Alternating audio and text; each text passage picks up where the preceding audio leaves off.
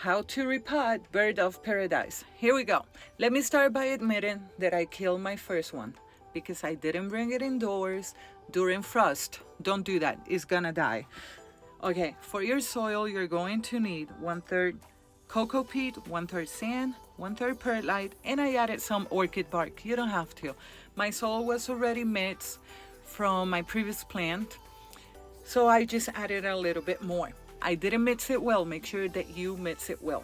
You want a very fast draining soil, and it should look just like this.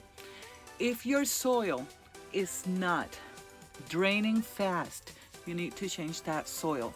Birds of paradise don't like wet feet. They do not want to sit in stagnant water, clumpy, super wet soil. You will get root rot. To release your plant to the pot, from the pot, make sure that you squeeze it so you can get that soil very loose, and the pot is just gonna come right off. If you damage the roots, don't freak out.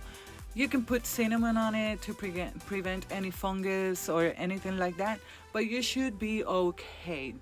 These plants are very resilient, very resilient. I am loosening the soil to make sure that I keep the microbiome with the new soil. But I don't know if it's going to be too wet, it's gonna be compacted or whatever, so I rather to just spray it around.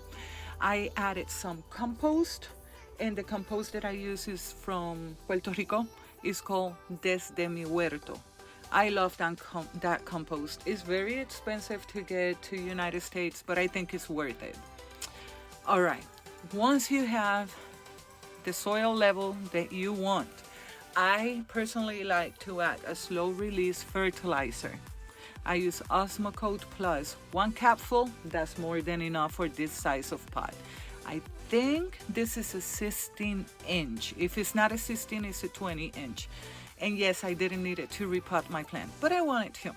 Make sure that you work the Osmocote slow release granules about 1 to 2 inches into the soil.